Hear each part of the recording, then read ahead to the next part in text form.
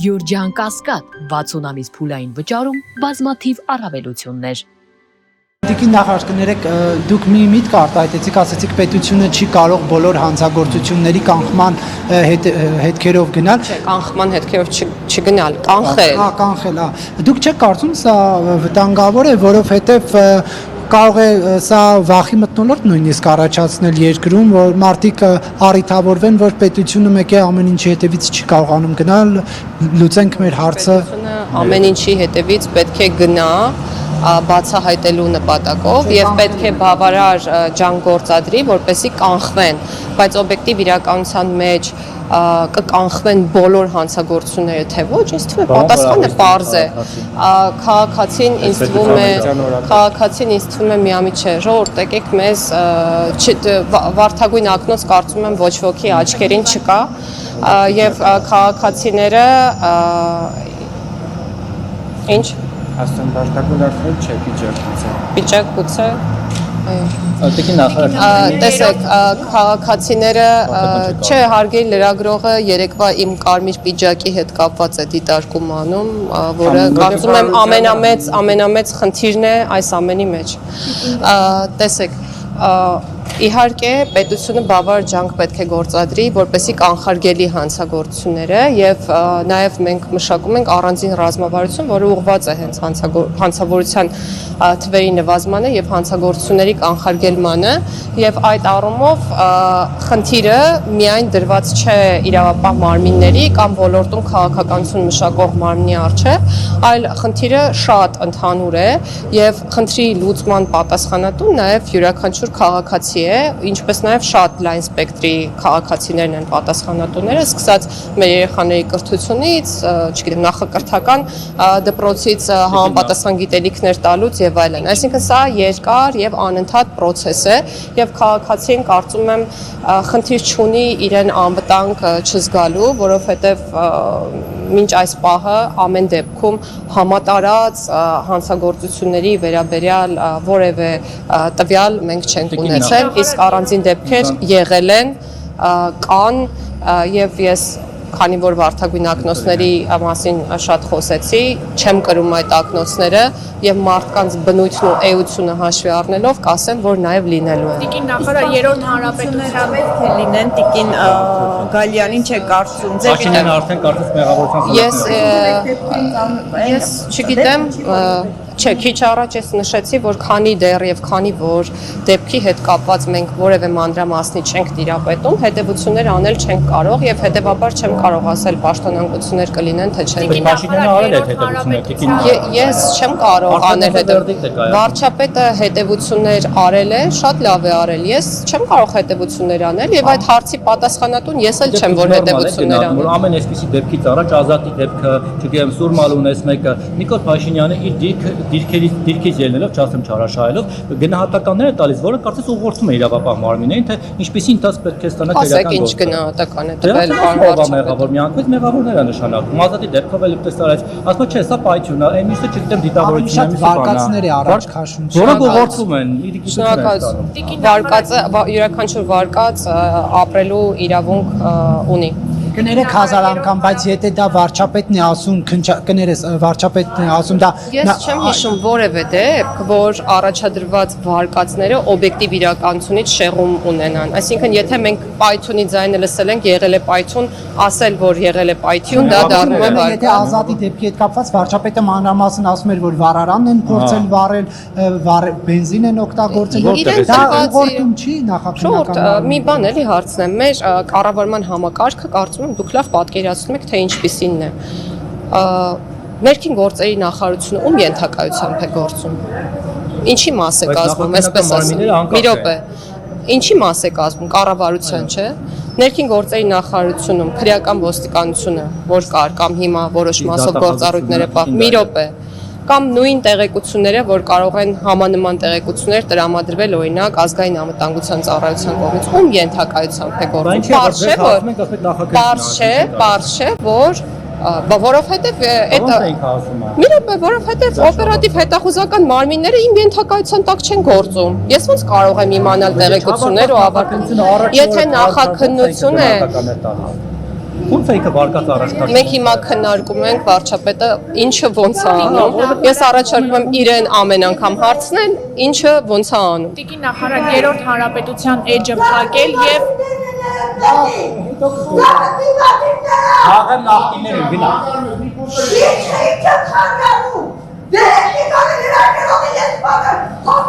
Աստեղ սաղ իշխանական են, էլի մատի չկա գնա։ Տիկին նախարար երրորդ հանրապետության էջը փակելը եւ չորրորդ հանրապետություն հռչակելը արդյոք սա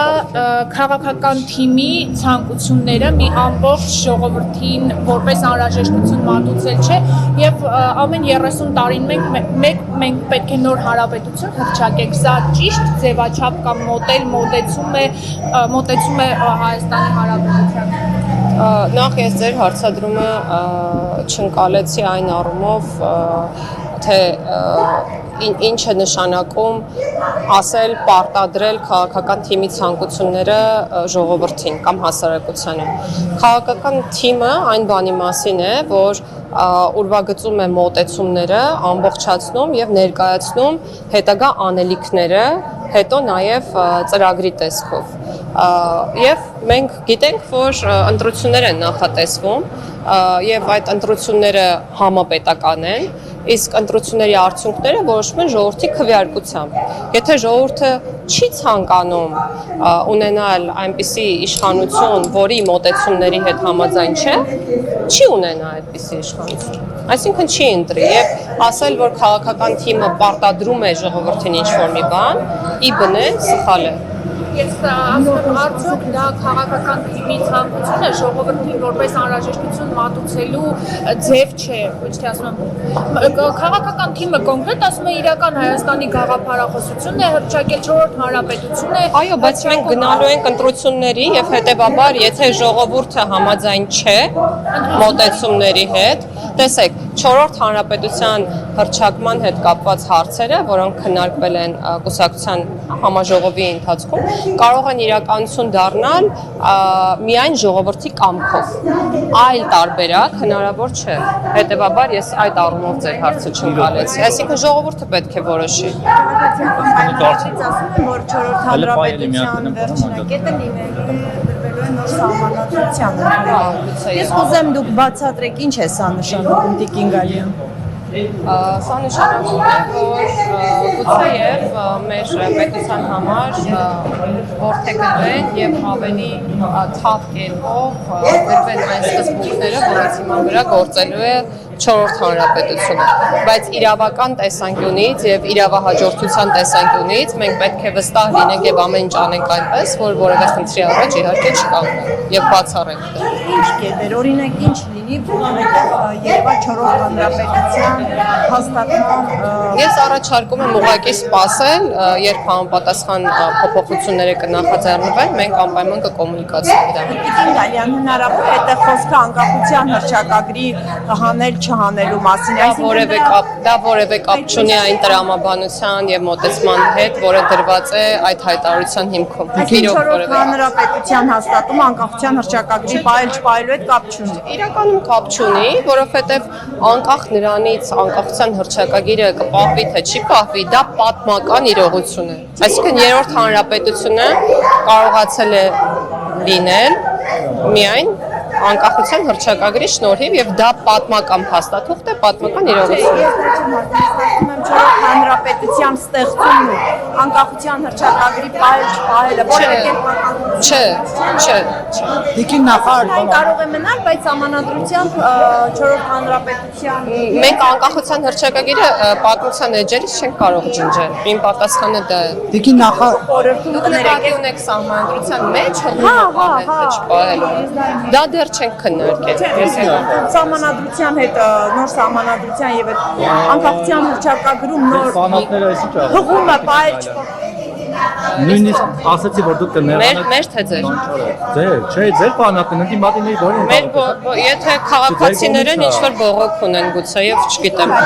Նախիններից է բողոք։ Հարցը կարող է բան չեմ բանալ, հասկանալ, որ ես էլ հասկանամ։ Հողումը պահպանել չպահպանելը եւ 4-րդ հանրապետության հաստատման այդ հեռանկարնոր սահմանադրությունը որևէ պատճառական կապի արկայությունը չի քննարկվել եւ չի հաստատվում այս պահին։ Մեկնաբանություն այդ մասով անել չեմ կարող։ Այսինքն եթե հողում անգամ որոշեք պահպանել, դա 4-րդ հանրապետության, որ ասում են վերջնակետը լինել է նոր սահմանադրություն, Հակասում է թե ոչ կարծում եմ։ Տիկին նախարար, համաներում սպասվում է թե ոչ։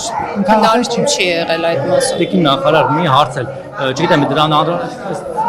տիկնոյք շատ են անում։ Դորչան մի քիչ։ Ես առաջարկում Կարող գնանք այնքան։ Չէ, որովհետև ես հանդիպում ունեմ ու ինձ Արարատի դեմ ինչ ունեք, ուզում եմ հասկանալ, եթե մենք ունենք Արարատի մարզ, Արարատ քաղաք, Մասիս անունով քաղաք ու ունենք Արարատ Միրզոյան, ինչի է Արարատի լեռան պատկերը հանում տնիկներից եւ տենց արշավ սկսել Արարատի դեմ։ Մեր սուպն է։ կարելի է այդ տեխնիկական փոփոխությունը մեկնաբանել Չէ, դա շատ բովանդակային է։ Տեխնիկական թող մճի տարերը հանեն, թվերը հանեն։ Բովանդակային է, նախինում, եթե չեմ սխալվում, էլի են եղել տարիներ, որ Արարատ լեռը չի։ Հա, հետո ավելացվել է։ Քոչարյանի ժամանակ կեսից, Քոչարյանի իշխանության կեսից չի եղել, հետո ավելացվել է։ Անձնագիրը բացում, այդ կնիքը նայում եւ Արարատին այդպես ֆիքսում եւ Դե հիմա որ դու չհանեիք չէինք ֆիքսվի դրա վրա։ Դե Բայց պարտադիր Չէ, մեր խորհրդանիշն համարվում է։ Ինձ համար պատմականորեն իհարկե այո բիբլիական Ինչ էմոցիաներ առաջացնում Արարատը ձեզ համար։ Ես աշխատանքի գալիս եմ Զեյթուն վարչական համայնքից եւ երբ եղանակը պարզ է լինում, իմ օրը միշտ շատ լավ է սկսվում։ Պատմական հայրենիքի անունով վարչական շրջանից եք գալիս իդեպ։ Հայաստանում ամեն ինչ պատմական, հա, Զեյթունը պատմական հայրենիքի անունով չէ, մեր մարզերից մեկն է եղել։ Դա լավա թե վատ։ Չգիտեմ, լավա թե վատ։ Վերջը մենք ունենալու ենք հիշողություն, թե չենք ունենալու։ Ունենալու ենք Մեր ապրում ենք մեր հիշողությունը եւ պատմական անցյալը չմոռանալու գաղափարով եւ մեր հայացքով ուղղված դեպի ապագային եւ դեպի Բայց ինչու ենք անցյալը մոռացության տալիս Տիկին Գալյան։ որևէ մեկը մոռացել Չէ, տալիս ենք։ Նիկոլ Փաշինյանն է ասում, ինչու Վան կա, Ալաշկեր կա, չգիտեմ ինչ կա, բան։ Բայց մենք մանիպուլացնում ենք։ Չպետք է ասածները հետեւյալն է, չպետք է մոռանալ անցյալը, պետք է սիրել անցյալը եւ պետք է արժևորել եւ սիրել ներկան, որպեսզի ինչ որ մի օր, այն ինչ որ ունենք ներկայում, չդառնա անցյալ։ Բայց կներեք, դու Արարատի մասով, Արարատի մասով ասում որ Թուրքիայում էմոցիաներ են առաջացել, հարևան երկրի մոտ էմոցիաներ առաջացել։ Այսինքն դրա պատճառով Թուրքերի հարևան երկրի էմոցիաներին դուրս տալով ենք ուզում Արարատը բանանենք, հա։ Ես կրկնեմ իմ միտքը, մենք Արարատի մասը կարող է էմոցիա առաջացնի։ Պետք է ապրենք այն մոտեցմամբ, որ այն Տիկին Գալյան մի բան Ձեր բանացել եք անկախության հռչակագրի վերաբերյալ քննարկումը խորհրդում նախանշվում է, երբ կսկսեք օրինակ այդ հարցը։ Չեմ կարող ասել, դեռ քննարկել ենք ազգային ժողովի կազմավորմանը եւ լիազորություններին առնչվող որոշ դրույթներ, ընտրակարգին առնչվող որոշ դրույթներ են քննարկել, իդեպ նախորդ խորհրդի նիստի ընթացքում նաեւ խորհուրդը քվեարկել է որոշ հարցերին կողմ կամ դեմ եւ մի քանի հարց կարելի է ասել հաստատվել են խորհրդի կողմից։ Ձեզ մարտին կհասցնեք ավարտին ունենալ։ Պետք է փորձենք հասցնել։ Իսկ տիկին Ներեք, էլի, շատ մի հարց եւ դուք ինչ եք կարծում, եթե ամեն դեպքում նոր սահմանադրությունը չընդունվի հանրակրթվելով, դա կարող է որևէ կերպ վտանգել են խաղաղությունը, որի մասին հայտարարվում է Ադրբեջանի հետ։ Ես կարծում եմ, որ ոչ։